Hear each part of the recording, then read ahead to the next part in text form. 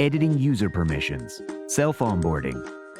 Learn how to customize permissions per role and user within COR so that accesses to information are in line with your business's structure. These functions are exclusive to users with account setup permissions. Edit permissions by role. Go to your avatar and click on Settings. Remember that any changes you make in this section will affect the entire company, including all registered users. Users with setup permissions. Click on the Permissions tab.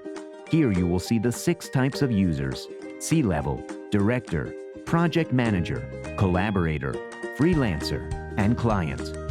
Each of them has a set of default permissions that can be customized. To do so, choose one of the roles and check or uncheck the boxes according to your preference. Click OK to save the changes. Edit permissions by user.